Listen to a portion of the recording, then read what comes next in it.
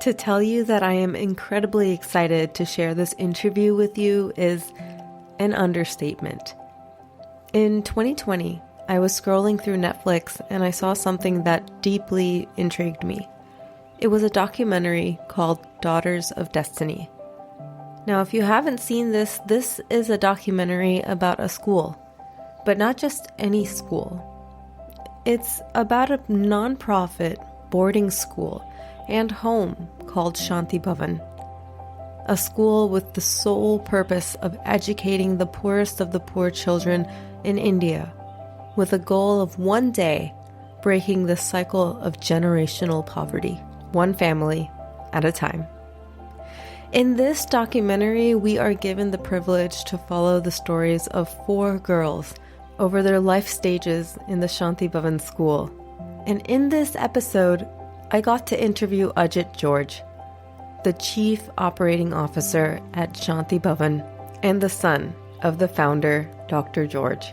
I asked him everything from how they got the organization started, why the idea for a boarding school was significant to their success, how family dynamics were between the children and their families back in their home villages, and so much more. But before we dive in, here's a little bit more about Ajit George.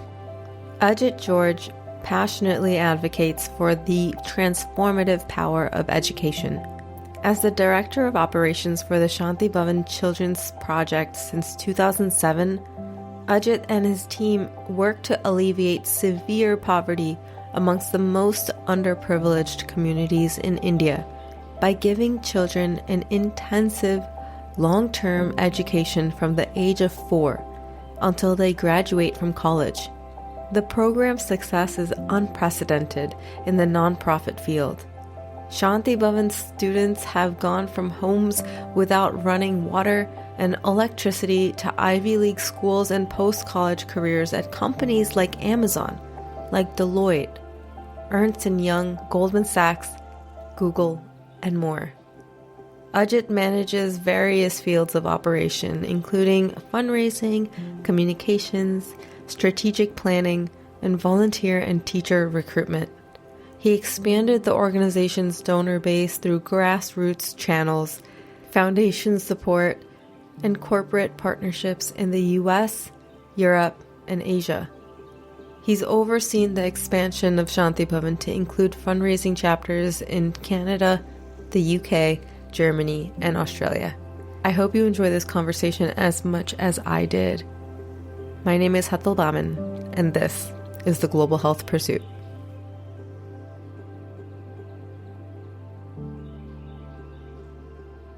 Ajit, it's such an honor for me to have you on the podcast.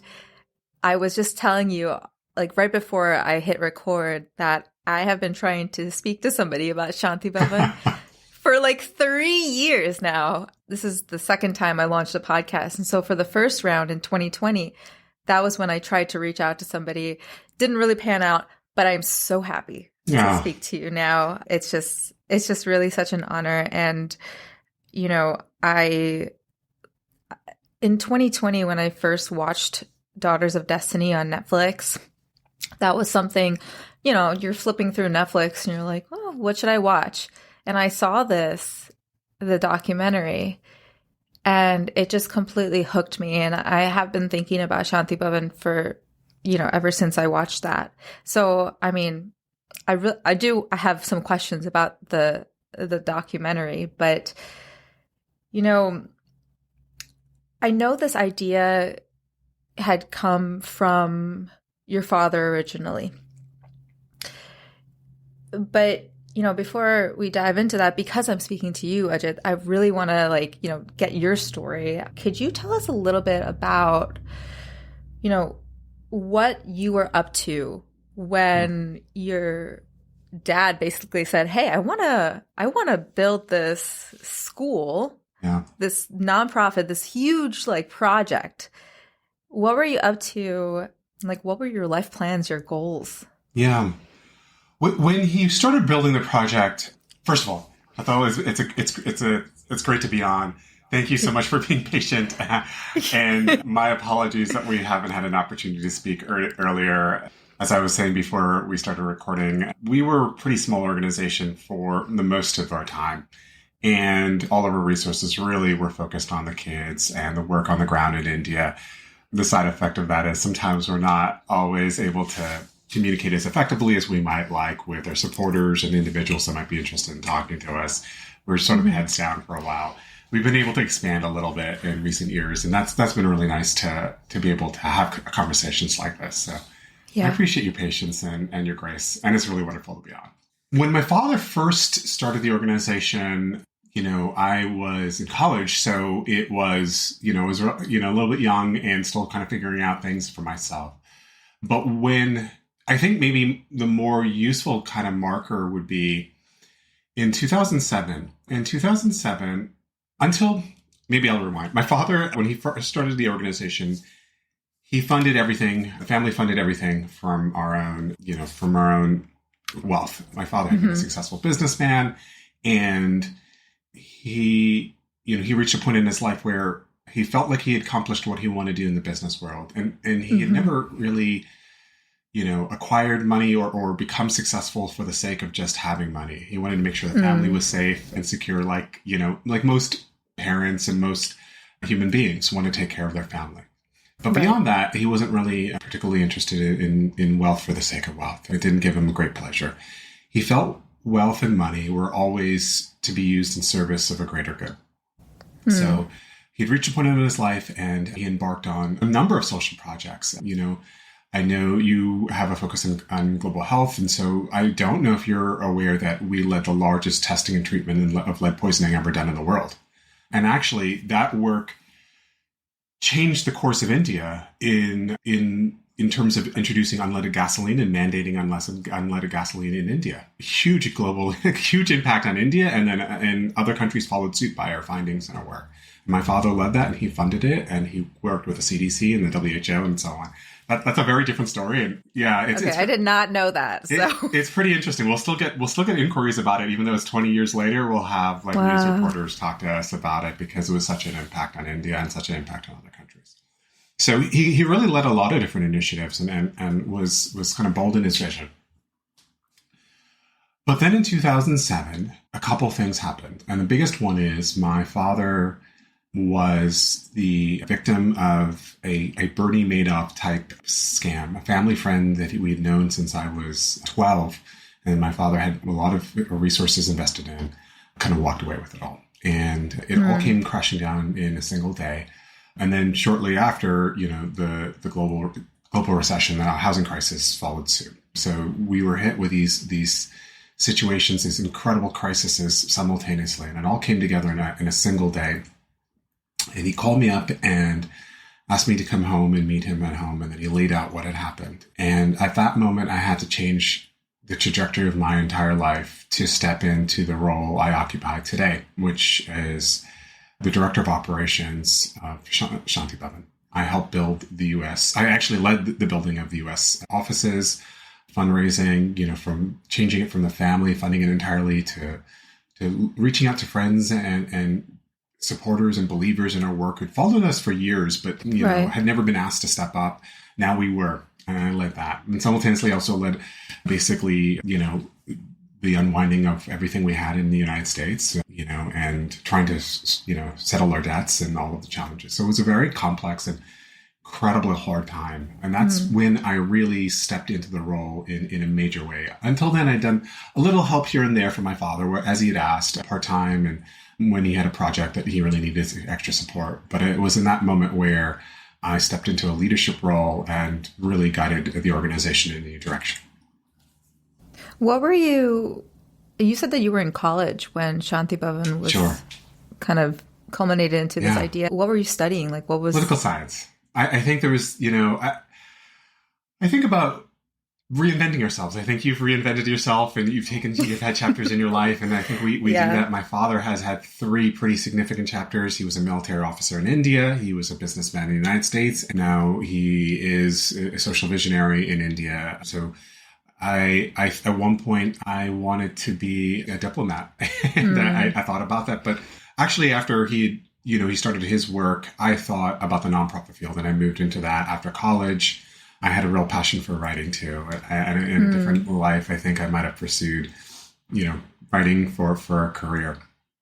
And who knows, we have chapters in our life, and I think maybe in the future, I'll never leave Shanti Bhavan, because Shanti Bhavan has become more than a job for me. It really has truly become a calling, a mission for me. I've seen something greater than myself in it. And I think sometimes that's what we are looking for as human beings, is to find something that is bigger than ourselves, and to devote our lives to that thing that is greater than ourselves. And so the organization of the work I do is greater than myself, and I love it, and I find great meaning through it.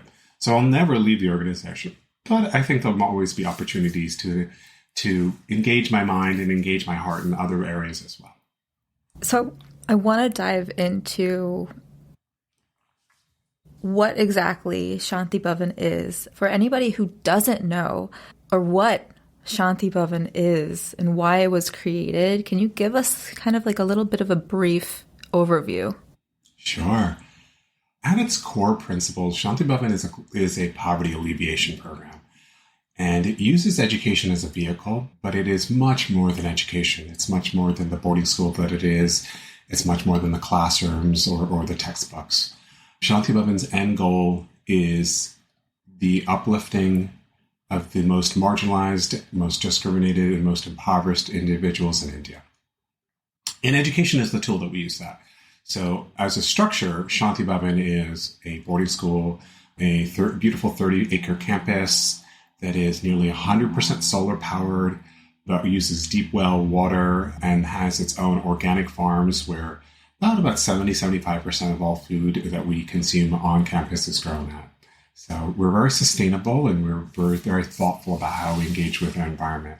We have our own fresh milk from cows on campus, and so we're really mindful about it.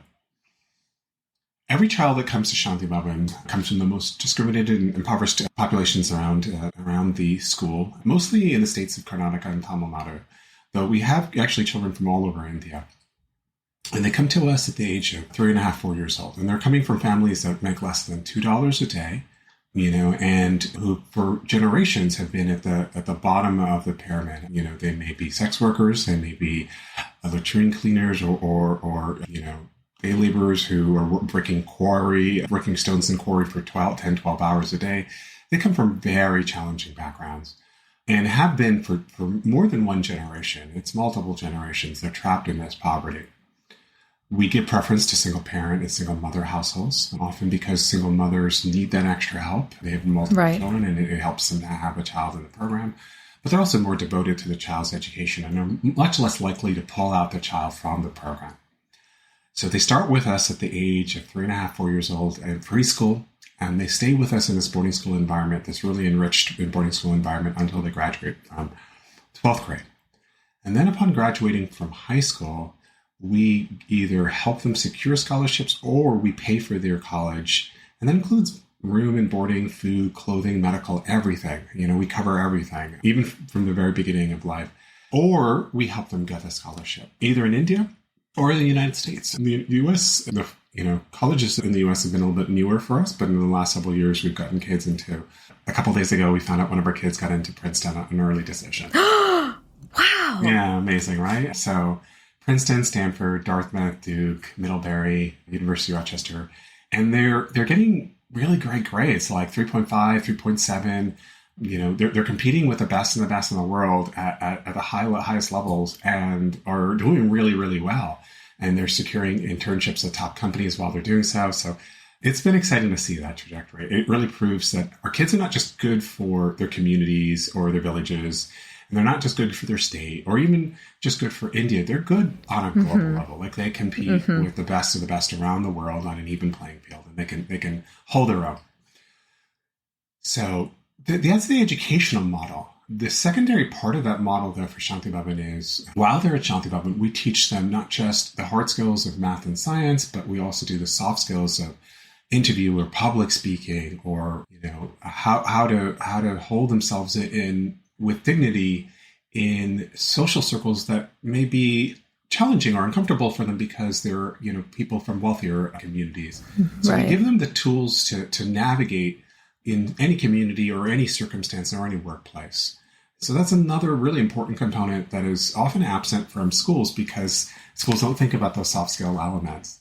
And the third and final component is a thoughtful, interaction with the kids about their social and civic responsibility to the community, to their families, to their communities, and to the larger world.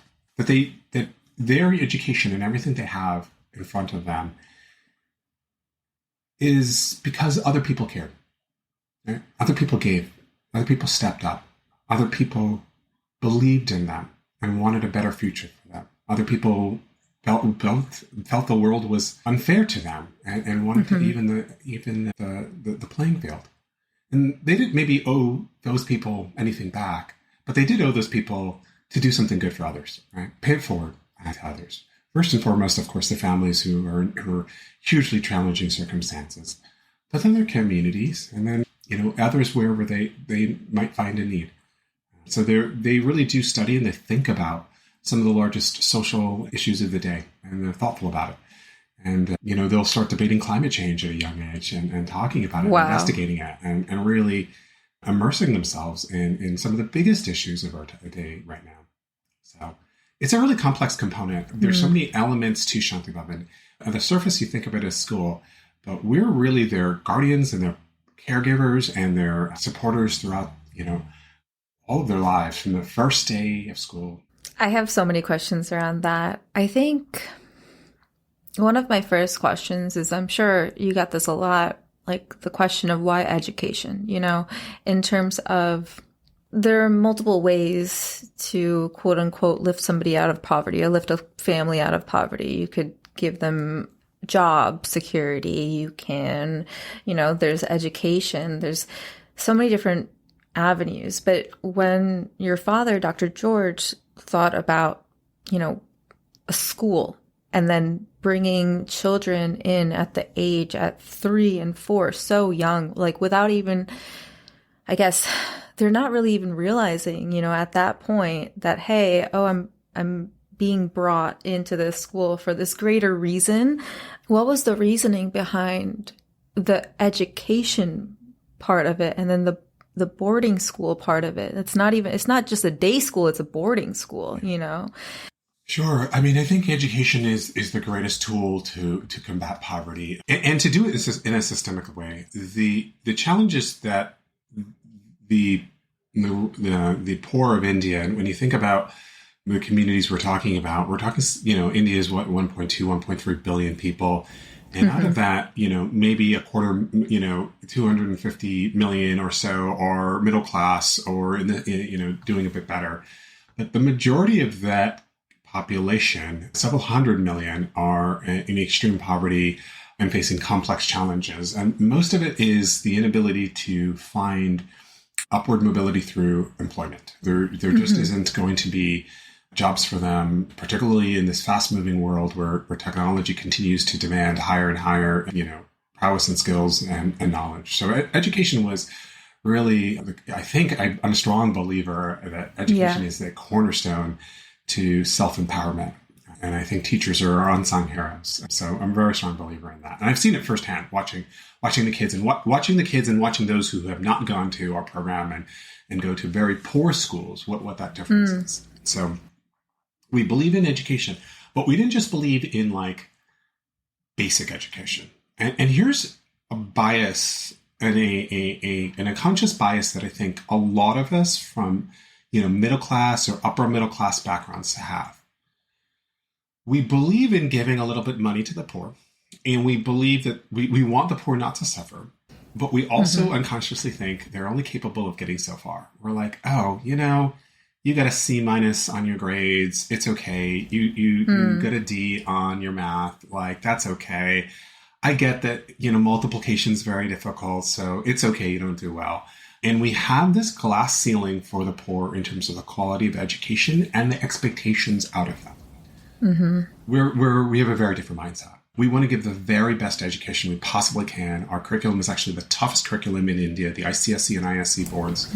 It's a private organization and is the most challenging. And we have the most demanding standards out of our kids. We push hard on them for high grades and to perform much in the way that many middle class and upper class Indian parents might demand of their kids. Right? I'm sure you know what I'm talking about. Yep. So when you believe in a child, and they know that you believe in them, and then you give them the resources to meet that belief, they will step up. They will feel empowered. They will seize that moment, and we will do something important with it. And that's what we've seen year after year for 26 years that we've run Shanti Bhavan. They really do capture what we have given them, and they are grateful for that we believe in them, and they are grateful for the empowerment and the opportunity given to them. So that's why we use education. As for why we do a boarding school environment and why we do it why we start the kids so young, over 95% of the children come from families that have an alcoholic family member. Mm-hmm. Over 80% have some sort of physical or sexual abuse happening in the family. A majority of the houses or the homes that they come from have an absence of either running water in the house or electricity or both, or a toilet, and often a limited or meager food supply that does not have the basic nutrients a child should need. So malnutrition is high. For those reasons, we start the child early. We want to give them a loving, safe, and nurturing environment. We want to give them the food and health care that they need. We want to remove them from sites of trauma and to give them a place where they will grow up with other children from similar backgrounds, but protected and safe and encouraging, so that their mind and their brain can develop in the greatest way possible, that it does not get damaged or it does not get limited early, that their bodies, their souls are not harmed in the most critical and early stages of development. And the boarding school environment allows us to control certain things, not just their safety and well-being, but, for instance, none of the kids have cell phones or smartphones on campus. They have very limited access to the internet, and the internet access they are limited to are educational or research purposes, anything in service of their education, but it's not social media sites. And what we have noticed because of the absence of both smartphones and social media sites is that our kids are much more imaginative. They're much more engaged in the day-to-day. They're socially more engaged with one another. They have a stronger community spirit. They have more ties with one another.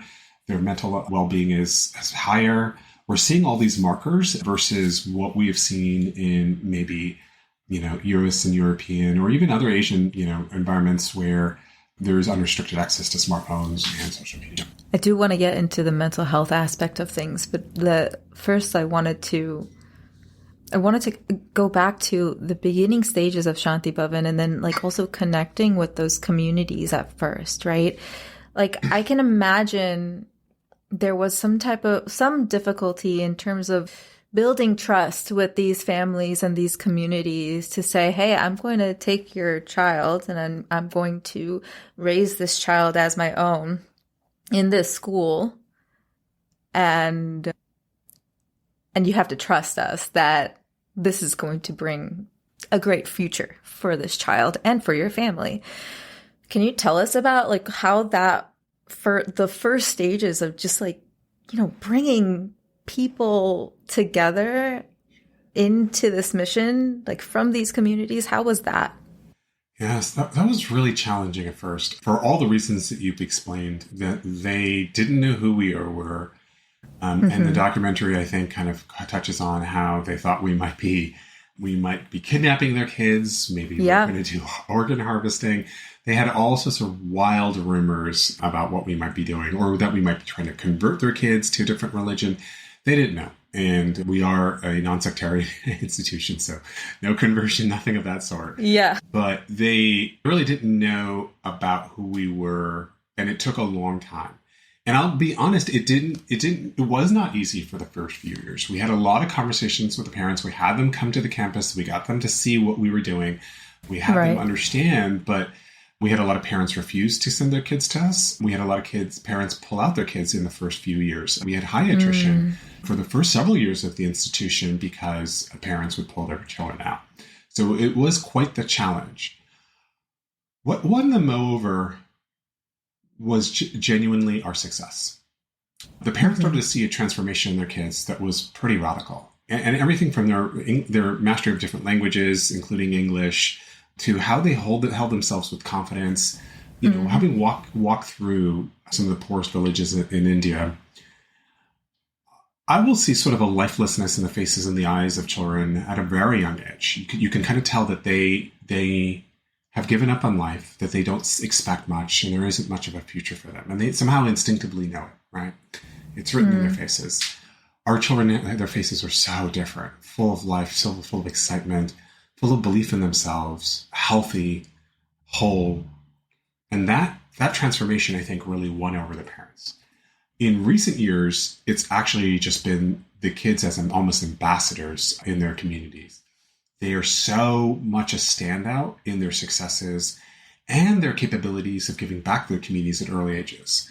At 12, 13, they're negotiating with some of the panchayat elders of the village or with some of the government officials for better sewage or better streets or lighting or different basic necessities. And they're able to do this, and they're able to help their parents negotiate contracts, and they're able to help translate for the parents things that they don't understand, or work with the banks for loans, all of these things.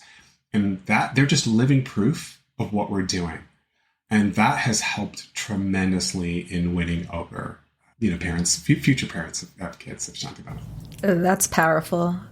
I think my next question is, after you win these parents over, and, we've seen this in the documentary where, Shanti Bhavan brings in one child from a family, and this family might have 3 or 4 kids, maybe more. I can imagine that this can bring about so many different feelings, good feelings, bad feelings, jealousy, pride, confusion. Can you tell us some stories that may have affected you personally in this, in bringing this child, but then also kind of leaving behind the other children? I think that the challenge has always been a complex one for the organization, and we've wrestled with it deeply. In a perfect world with unlimited resources, we'd had educate every child. And so what we have is an impossible decision ahead of us, where we can give all of the resources to a single family where every single child is educated, and then all of the families around them get nothing. Or we can try to take a child from each family in the community, and all of them are uplifted, but maybe a sibling in the family doesn't get the same education and the same help.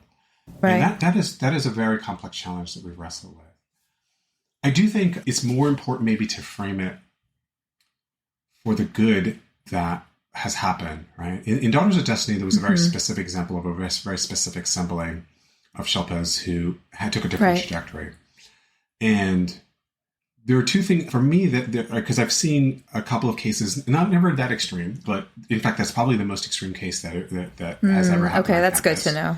But we've seen other trajectories where a sibling their lives have not gone really well.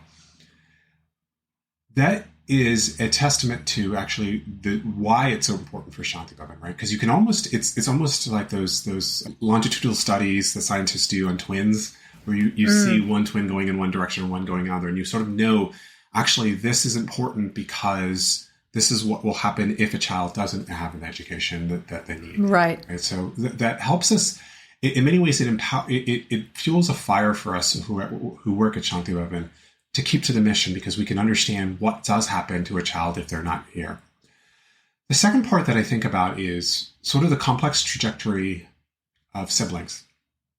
And when I grew up, my parents were actually pretty modest in the wealth that they had. They were immigrant parents that were kind of fighting to kind of establish themselves. And so I grew up with a very modest household, and their wealth kind of grew over time into my teen years. I was also the first child born in the U.S., so my parents were very restrictive.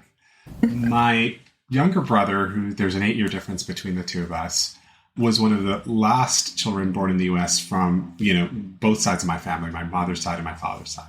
And my parents had also acquired a lot more wealth by that point. So I was watching him have lots of freedoms I never had. And I would watch him have all sorts of cool things that I never had access to. I would look at this and go, what the hell? This is completely unfair. Dang it. I was really frustrated and really, really conflicted about it, because I did have actually a pretty complicated relationship with my parents as I try to straddle two worlds, America and what it was to be an American and what it was to be in a very traditional Indian household. I think that example is sort of the example of the kids at Shanti Bhavan writ large. My brother and I are really close now, and we have been able to come together as we've entered adulthood. When the Shanti Bhavan kids are there, when they're siblings, there are sometimes deep tensions and resentments there. No doubt about it. For another set of kids, though, that's not the case. In fact, actually, the siblings are quite close, even though they have very different lives. And that's usually because the Shanti Bhavan child is very kind and helpful to their sibling when they go back home, educate them, support them, encourage them, teach them what they've learned. And that really empowers them.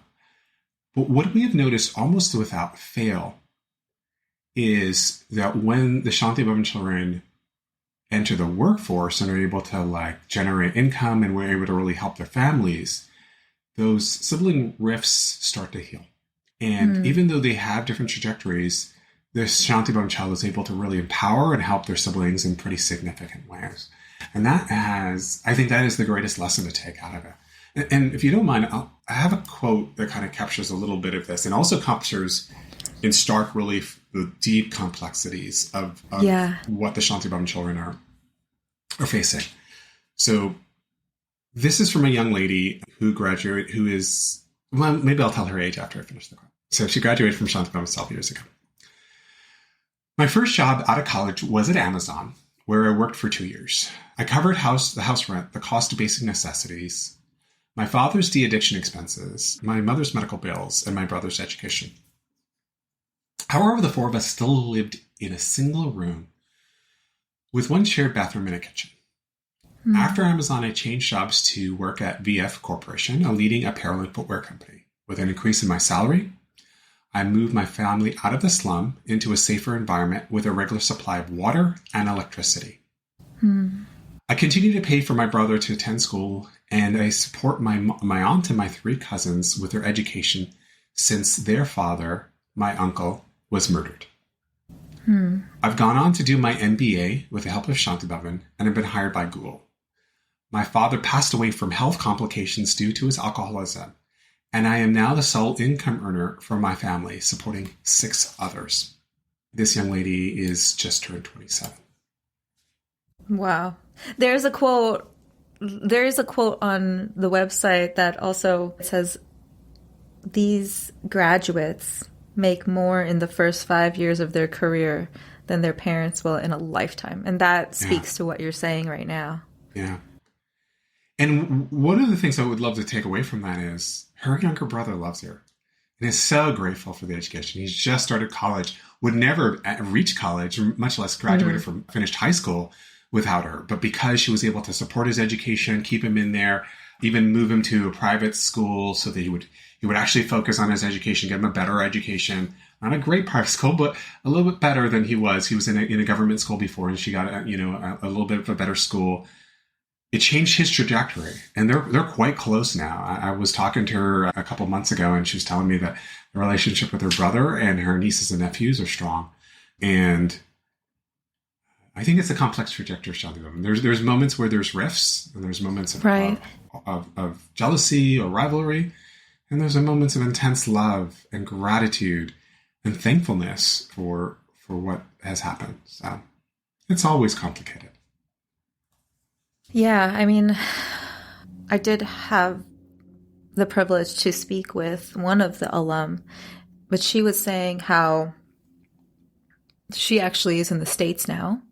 And she was saying that, she lives in 3 different worlds. She has the world of Shanti Bhavan, which she will never, that's her family. That's where she grew up. But then the world of her village in India, and then now her world in the US. So it's like a careful balance of all of that. Sure. Wow.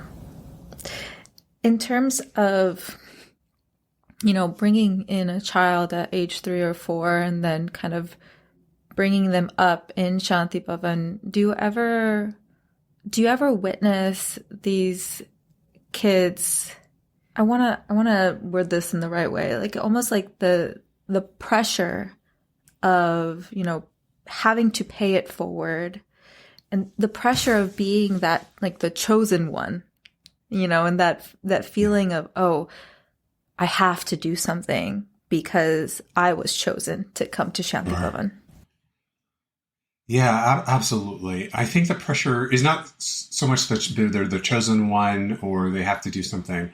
It's more the practical realities that they face when they graduate from college and are looking at the enormity of what lies ahead of having to write the financial problems of their family.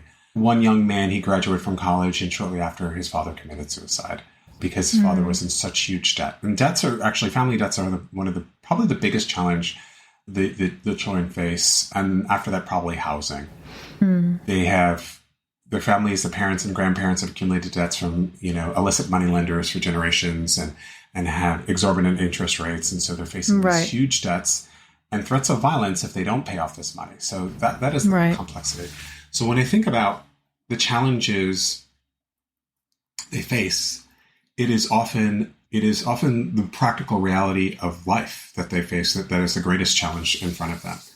And that is never an easy one.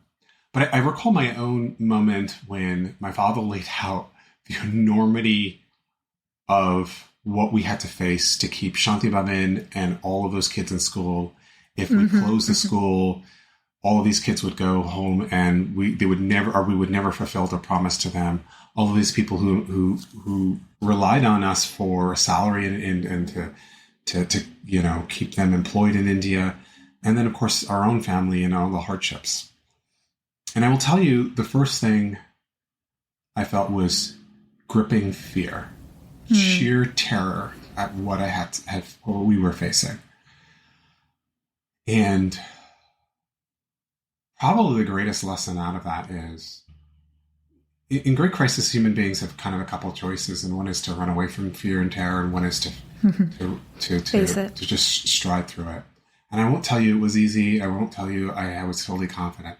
I will just tell you that in my enormous discomfort and pain and struggle, I learned something about my resilience and the strength I had, the strength I was capable of, and what I had inside of me that I could tap and how I could change. Maybe it lay dormant. Maybe I didn't even know it existed inside of me until that moment where I was faced and I had to call upon it. I think that's what you see with a lot of these Shanti Bhavan kids. They say it's tough. It's tough as hell, those first years. But then they say that they're so much stronger and they're so much more resilient, that they are grateful for Shanti Bhavan for all it's done and given them, because it's given them incredible resource and education and a base, and it built them up. But it also protected them for all those years. And now they're entering the real world and they're facing it, and they're shedding maybe some of their youthfulness and some of their naivete about the world, and now they're embracing the fullness of the complexity of what it means to be an adult. So since opening the doors in 1997, there's obviously been amazing growth. I did want to touch upon the Netflix documentary, because I thought that documentary I feel like it was brilliantly done, in the sense that you're following 4 girls throughout their life stages at Shanti Bhavan. Who had the idea for that documentary? Who came up with that? And then the idea of following 4 girls. It's just mind-blowing. I wish I could take some credit, but it was genuinely an independent documentary. And so we had I wouldn't say very little control. We had no control over the documentary except to agree. It started with a former volunteer who loved working at Shanti Bhavan. And when she came back to Brooklyn, she talked to her next door neighbor, or I don't know if they were next door neighbors, but close neighbors, by the name of Vanessa Roth, who was the film director for the documentary. And Vanessa reached out to me and asked if we could take a meeting and whether I'd be interested in a documentary film on us. And so we met for coffee in New York and talked about it. And she laid it out very clearly to me. She'd already won an Oscar for a previous work, and she was an independent documentary filmmaker. And she said, hey, I'm interested in doing a feature-length film, but it's going to be hands-off and you have no control over it. And those are the terms of the deal. And I was like, great. So that was very intense. And so I actually looked at her work to see, is this going to be like a gotcha kind of film? Are they looking for like the most dramatic moments where, we're looking terrible, or it feeds like, the algorithm about what looks great for clickbait? Like clickbait, yeah. Yeah. And so what I noticed is it was actually a very thoughtful, and her approach was very thoughtful, very methodical, and very measured. And I really appreciated her work. So I agreed to sign on. And we provided no funds, right? So she's independent. She's raising the funds on her own. She's kind of doing the filming. And she started filming and continued filming, and, years are passing by, and we're like, at a certain point you almost forget about it. And you're like, maybe this project will get finished, maybe it won't, who knows, right? And then it must have been 2014, 2015, something like that.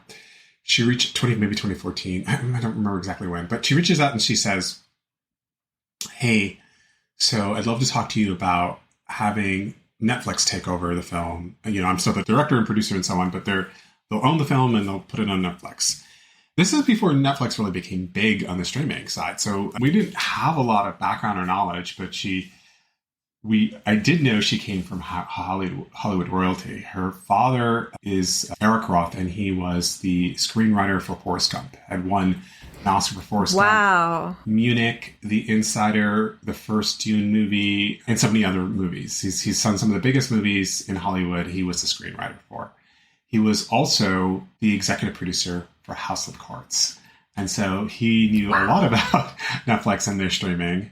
And he made an introduction to the team with Vanessa. And so Vanessa and them talked it over, and I was looped into the conversation. But basically, our part was just to sign off an agreement to allow this to happen. And so that's how it evolved. Vanessa did actually film lots of kids, including boys, but she gravitated towards the girls and their stories and their mothers. And she really felt like there was a story between the girls in Shanti Bhavan and their mothers back at home. And that's what she, after 7 years of filming, because, the documentary series is 4 hours. She must have 400 hours worth of footage of us. And so it's really about finding the threads in that great body of work. Yeah. I mean, for me, for it to be on Netflix, I can imagine how much traction you may have gotten after people saw the Netflix documentary. Yeah. Right? Like, what was that growth like after it was put on Netflix? What did you see?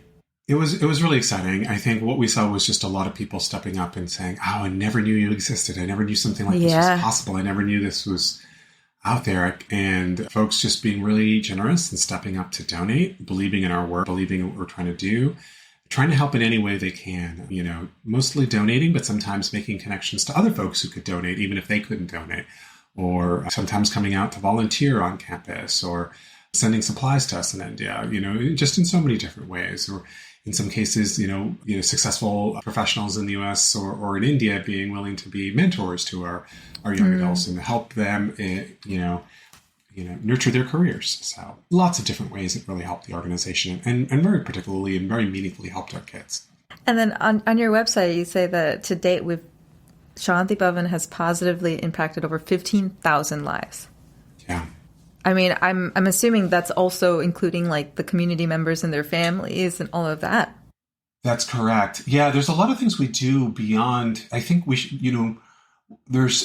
we could probably spend a few hours talking about all the different things that Shanti Bhavan does, because it does beyond the education. And so that includes, the impact on the families. We do very deep alumni reports. That quote that I gave you was actually from our latest alumni report, as the alumni were kind of giving us data and feeding information about how many how many human beings they had impacted. So we're kind of tracking almost this web of impact.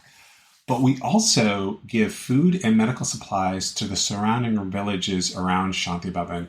We really ramped it up during COVID because they were in dire circumstances, had no aid, had no jobs, had no access to resources. So The 15,000 is probably a really underreported number. I think it's significantly larger because we continue to give food and supplies regularly. We also give daily meals from our food that we grow ourselves. We give daily meals to the elderly in the surrounding villages, especially the elderly have no one else to care for them.